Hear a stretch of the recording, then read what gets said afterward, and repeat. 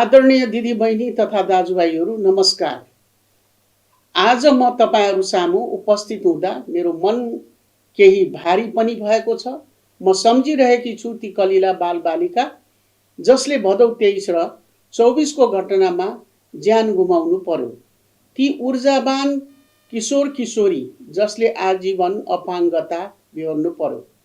ती परिवार जसले आफ्नो सपना र सहारा गुमाउनु पर्यो। सभ्य र न्यायपूर्ण शासनको आह्वान गर्दै ज्यानको आहुति दिने ती सम्पूर्ण शहीदहरूमा भावपूर्ण श्रद्धाञ्जली अर्पण गर्दछु।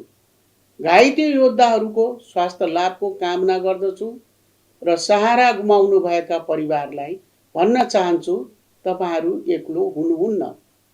तोडफोड र आगजनीबाट ऐतिहासिक धरोहर, व्यावसायिक प्रतिष्ठान र निजी सम्पत्तिमा पुगेको क्षतिप्रति पनि गहिरो दुःख व्यक्त गर्दछु। हामी फेरि उठ्नेछौँ भन्ने विश्वासका साथ एकजुट भएर अघि बढ्न म सबैलाई आह्वान गर्दछु। भदौ 27 गते मैले यो जिम्मेवारी सम्हाल्दा मेरो मनमा डर र अनिश्चय थियो, तर देश सङ्कटमा रहेको बेला केही आशाको दियो बाल्न सकिन्छ कि भन्ने आत्मविश्वास जुटाएर म यहाँ आएकी थिएँ।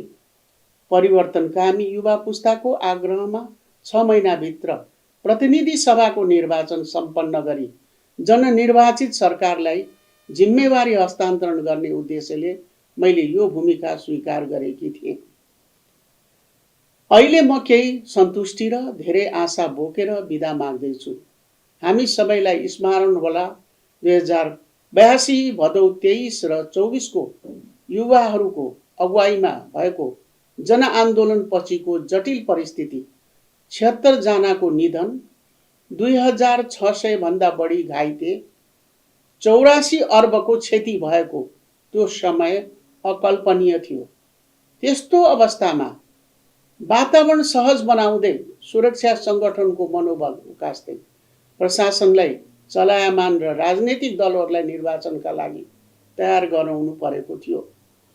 सरकार गठन भएको पहिलो हप्तादेखि नै हामीले निर्वाचन आयोगसँग समन्वय गर्दै स्वतन्त्र, निष्पक्ष र भयरहित वातावरणमा निर्वाचन सम्पन्न गराउन निरन्तर प्रयास गर्यौं। आयोग पनि सरकारको चाहना र मुलुकको आवश्यकता बमोजिम घोषित मितिमै निर्वाचन सम्पन्न गर्ने कार्ययोजनामा अघि बढ्यो र फागुन 21 गते तोकिएकै दिन एकै खेपमा ऐतिहासिक रूपमा शान्तिपूर्ण र स्वच्छ निर्वाचन सम्पन्न भयो। यस कार्यमा कार्यवाहक प्रमुख आयुक्त रामप्रसाद भण्डारी सहित आयुक्तज्यूहरू, त्यहाँ कार्यरत सम्पूर्ण कर्मचारीहरूले छोटो समयमा गहन परिश्रम गरी महत्त्वपूर्ण भूमिका खेल्नुभयो। म उहाँहरूको उच्च प्रशंसा गर्दछु। नेपाली सेनाले अहोरात्र खटेर कहाली लाग्दो परिस्थितिलाई काबुमा लिँदै सुरक्षा व्यवस्था सुदृढ गर्न र निर्वाचन गराउन समेत महत्त्वपूर्ण भूमिका खेलेको छ। यसका निम्ति प्रधान सेनापति सहित प्रत्येक सिपाहीलाई धन्यवाद दिन्छु। चौकी जलाइएका, हतियार लुटिएका, लुगा जुत्ता समेत नभएका अवस्थामा पनि खरानीबाट उठाएर सङ्गठनलाई पुनः सक्षम बनाउँदै निर्वाचन सम्भव तुल्याउने नेपाल प्रहरी र सशस्त्र प्रहरी बलका प्रमुख तथा प्रत्येक सिपाहीलाई धन्यवाद दिन्छु। राष्ट्रिय अनुसन्धान विभागले देखाएको सक्षमता थप प्रशंसनीय छ। यसका लागि प्रमुख र प्रत्येक कर्मचारीलाई धन्यवाद छ। आफ्नो घरबार छोडी छोटो समयका लागि पनि आएर सेवा गर्ने निर्वाचन प्रहरीहरूको योगदान ससम्मान सम्झिन चाहन्छु। निर्वाचनमा खटिने अदालतका कर्मचारी सहित प्रत्येक राष्ट्र सेवक पनि धन्यवादका पात्र हुनुहुन्छ। सबै राजनीतिक दल तथा उम्मेदवारहरूले विषम परिस्थितिका बीच निर्वाचनमा भाग लिएर गर्नुभएको सहयोगका लागि पनि आभारी छु। यस निर्वाचनको महान पर्वमा फागु वा होलीलाई पनि थाती राखी शान्तिपूर्ण तरिकाबाट सहभागी हुनुहुने सम्पूर्ण मतदाताप्रति कृतज्ञ छु। यस्तै सम्पूर्ण सञ्चारकर्मी, नागरिक समाज तथा पर्यवेक्षक पनि धन्यवादको पात्र हुनुहुन्छ। मित्र राष्ट्रहरू, विभिन्न विकास साझेदार सहित अन्तर्राष्ट्रिय समुदायको सहयोगप्रति पनि म कृतज्ञता व्यक्त गर्दछु। मेरो नेतृत्वमा सरकारमा सहभागी मन्त्रीज्यूहरू र मेरो सचिवालयको टोलीलाई पनि विशेष धन्यवाद दिन चाहन्छु। सम्माननीय राष्ट्रपतिज्यूको अभिभावकीय भूमिका र मार्गदर्शन स्मरणीय छ। विशेष परिस्थितिमा सम्पन्न यस निर्वाचनले थुप्रै नवीन र सकारात्मक अभ्यासहरू स्थापित गरेको छ।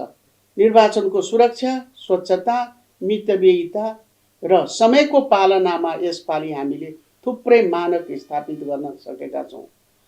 आगामी चुनावहरूमा यही स्तर कायम राख्न सक्यौँ भने हाम्रो लोकतन्त्रलाई थप सुसंस्कृत र समृद्ध चरणमा पुर्याउन सकिनेछ। यस निर्वाचनले हामीलाई एउटा महत्त्वपूर्ण पाठ सिकाएको छ। निस्वार्थ भावले देशको हितका लागि काम गर्दा जनताको साथ अवश्य पाइन्छ। सङ्कटका बेला नेपालीहरू एकजुट भएर सामना गर्न सक्छन् भन्ने कुरा हामीले पुनः प्रमाणित गरेका छौँ र हाम्रो राष्ट्रिय क्षमता कमजोर भएको छैन र आफ्नो समस्या आफै सुल्झाउन सक्छौँ भन्ने पनि साबित गरेका छौँ। यो निर्वाचनमा जेनजी आन्दोलनको मर्म र भावना बमोजिम परिवर्तनको पक्षमा नागरिकहरूले स्पष्ट जनादेश दिनुभएको छ। यो संविधानमा भएको निर्वाचन प्रणालीले कुनै दलले बहुमत प्राप्त गर्न सक्दैन भन्ने भाष्यलाई समेत गलत साबित गरिदिएको छ। नवनिर्वाचित प्रतिनिधि सभा सदस्यहरूलाई बधाई ज्ञापन गर्दै सफल कार्यकालको शुभकामना व्यक्त गर्दछु। युवाको नेतृत्वमा बन्न लागेको नयाँ सरकारले जेनजी आन्दोलनको माग र आकांक्षा बमोजिम मुलुकमा भ्रष्टाचारको अन्त्य, सुशासन स्थापना, देशभित्रै रोजगारी सृजना, आर्थिक विकास र सामाजिक न्यायको क्षेत्रमा नतिजामुखी कार्य गर्नेछ भन्ने विश्वास लिएको छु। यसका लागि सरकारको पूर्ण सफलताको कामना पनि गर्दछु। 6 महिने अवधि रहेको चुनावी सरकारले जेनजी आन्दोलनमा अभिव्यक्त सबै काम गर्न सक्ने अवस्था थिएन, तर हामीले केही आधारशिला अवश्य तयार गरेका छौँ। जटिल अपराध र भ्रष्टाचारको छानबिन गर्ने निकायहरूलाई पूर्ण व्यावसायिक स्वतन्त्रताका साथ काम गर्न हामीले प्रेरित गर्यौँ। परिणामस्वरूप अख्तियार दुरुपयोग अनुसन्धान आयोग र नेपाल प्रहरीको केन्द्रीय अनुसन्धान ब्युरोले लामो समयदेखि दबाइएका प्रकरणहरूमा मुद्दा अघि बढाएका छन्। ठेक्का लिएर काम नगर्ने, बिजुली बालेर बिल नतिर्ने जस्ता व्यथिति विरुद्ध पनि सरकारले ऐतिहासिक रूपमा कठोर कदम चालेको छ।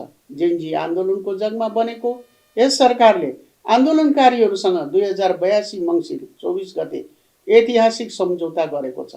उक्त सम्झौता बमोजिमका केही काम अधुरो रहेका कारण आगामी सरकारले प्राथमिकताका साथ अघि बढाउने विश्वास लिएको छु।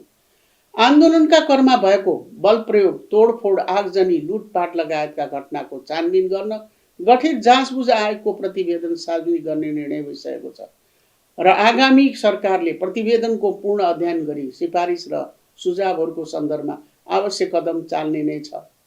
जेनजी आन्दोलनबाट प्रभावित उद्योग, व्यापार र प्रतिष्ठानलाई राहत, कर छुट, सहुलियत तथा सुविधाहरू प्रदान गरी आर्थिक गतिविधि सहज रूपमा सञ्चालन गर्न र उद्योगी व्यवसायीहरूको मनोबल उच्च राख्न एकीकृत व्यावसायिक पुनरुत्थान योजना कार्यान्वयनमा ल्याइएको छ। जेनजी आन्दोलनका क्रममा क्षति भएका सार्वजनिक संरचना तथा भौतिक पूर्वाधारको पुनर्निर्माणको कार्यलाई प्राथमिकताका साथ अघि बढाइएको छ। म आज यहाँ सरकारका कामको फेरिस्त वा उपलब्धि सुनाउन उपस्थित भएकी होइन। हामीले के गर्न सक्यौँ र के सकेनौँ भन्ने मूल्याङ्कन गर्ने जिम्मा यहाँहरूलाई नै छाड्न चाहन्छु।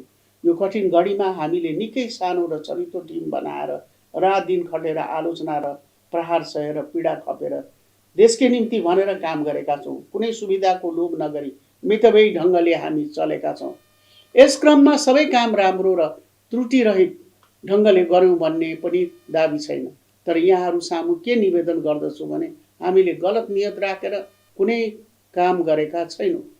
पारदर्शिता, निष्ठा र जनभावनालाई केन्द्रमा राखेर काम गर्ने जमर्को गरेका छौँ। यस अवधिमा केही राम्रो गर्न सकिएको रहेछ भने त्यो तपाईँहरूकै कारण सम्भव भएको हो। यस निम्ति तपाईँहरू सबैप्रति नतमस्तक छु। यदि कमजोरी रह्यो भने त्यो मेरै भागमा पारिदिनु होला। अन्त्यमा मुलुकका सबै संस्था र सबै पक्षले आफ्नो संवैधानिक मर्यादाको परिपालन गर्दै अगाडि बढ्नुको विकल्प छैन। यसबाट मात्र सुशासनको जग मजबुत हुन्छ भन्ने हेक्का राख्नु विनम्र अनुरोध गर्दछु। अन्तरिम सरकारको कार्यभार पुरा भएको र निर्वाचन मार्फत जनादेश प्राप्त भइसकेको हुँदा नयाँ सरकारलाई स्वागत गर्नमा आतुर छु र आज पूर्ण आत्मविश्वासका साथ यो देशको उज्यालो भविष्य देखिरहेकी छु, जहाँ हाम्रो एकता, इमानदारी र प्रत्येक नागरिकको परिश्रमले नयाँ इतिहास लेख्नेछ। धन्यवाद। नमस्कार।